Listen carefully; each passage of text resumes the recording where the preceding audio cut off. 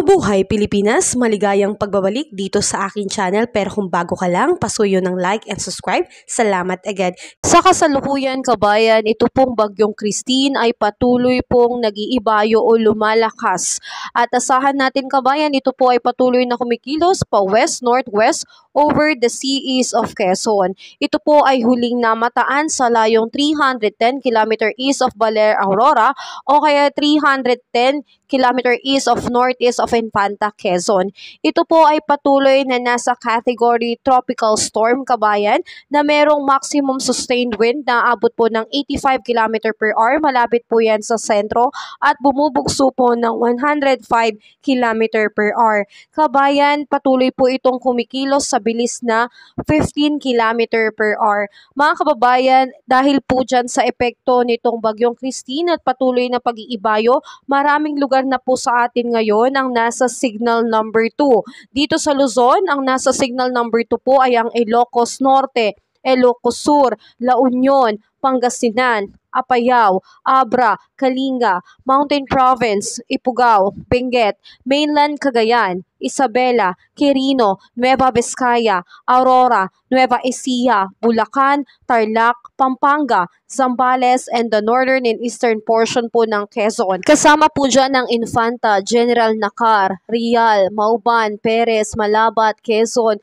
Calawag, Tagkawayan at Ginayangan, Quezon, including Polillo Island, Camarines Norte, Camarines Sur, Catanduanes, Albay, and the northern portion po ng Sorsogon. Kaya pinag-iingat po ang lahat dahil napakalakas na buhos ng ulan at malakas na bugso ng hangin po ang aasahan. So within 24 hours po natin may experience ang patuloy na paglakas nito, lalo na po sa mga lugar na aking nabanggit. Kaya marami na po dyan ang nakaranas po ng matataas na pagbaha at ang iba po ay nagpaparescue na po dahil halos malubog na po ang kanilang mga bahay sa taas ng pagbaha.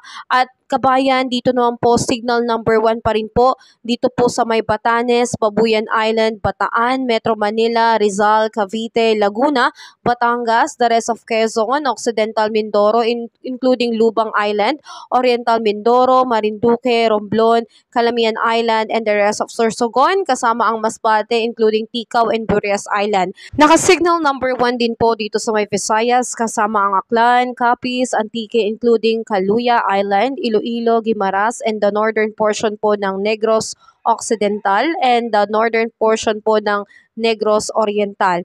At kasama rin po kabayan ang northern and central portion ng Cebu. Kasama rin po ang Bantayan Island and Camotes Island, Bohol and the rest of eastern Samar, the rest of northern Samar, Leyte, Biliran, and the northern Leyte.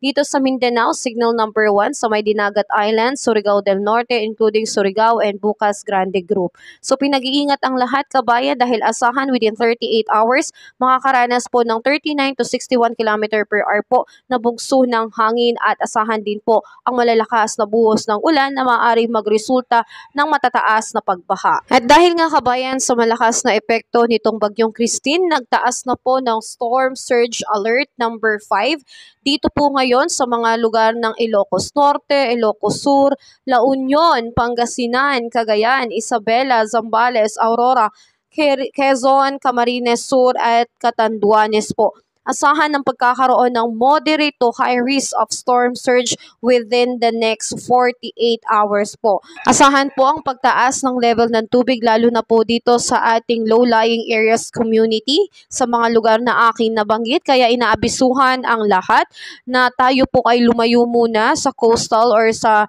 malapit sa ating beach, and also i-cancel din po muna natin ang ating mga marine activities. Wala po munang papalaot o mangingisda at tayo po ay patuloy na maging updated sa ating ulat panahon. Sumubaybay po lagi sa DOST Pag-asa. Sa ngayon kabayan, patuloy pa rin pong nakataas ang red alert warning dito po sa may Catanduanes, Camarines Sur, Albay, kasama rin po ang Camarines Norte. So talagang matinding pagbaha po ang expect natin dyan, kaya marami na rin po ang naiulat, lalo na po dito sa may Albay na pinalilikas at nagpaparescue na po dahil sobrang taas na po ng baha sa kanilang lugar. Samantalang orange warning naman po dito sa may Sorsogon, kasama pa rin po ang ilang bahagi po ng Albay.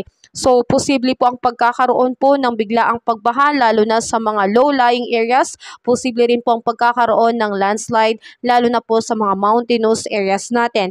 At naka-yellow warning alert naman po dito sa may Sorsogon, Masbate, Oriental Mindoro at kasama rin po ang Marinduque. So, posible pa rin po ang pagkakaroon ng pagbaha dyan. Kaya patuloy po tayong mag-monitor ng ating panahon at ng ating kapaligiran. Kung posible nga pong magkaroon po ng biglaang buhos ng ulan at ganun din po biglaang taas ng tubig sa ating mga area. At asahan natin kabayan, moderate to occasionally heavy rain po ang makakaapekto dito sa Romblon, Masbate, and the Northern Samar. So patuloy tayong mag-ingat kabayan at patuloy tayong maging alerto. Ngayon maraming paaralan po lalo na sa Luzon ang kansilado, ganun din po sa ibang bahagi po ng ating bansa at patuloy po tayong mag-monitor. Bisitahin din po natin ang FB page ng ating LGU para makita ang iba pang karagdagang kansiladong pasok ngayong araw na ito. So patuloy tayong mag-ingat kabayan at patuloy ko po kayong i-update sa anumang pagbabago at improvement dito po sa binabantayan nating Bagyong Christine. Ingat tayo kabayan at tayo po ay patuloy na manalangin sa kaligtasan ng ating mga kapatid na apektado nitong Bagyong Christine. Kabayan, kung nakatulong sa iyo ang video na to, huwag mo namang kalimutang mag-like and subscribe at pasuyo na rin po, pahit na rin po ng notification bell para updated ka sa mga susunod ko pang weather update. Muli, maraming salamat, ingat, God bless po kabayan.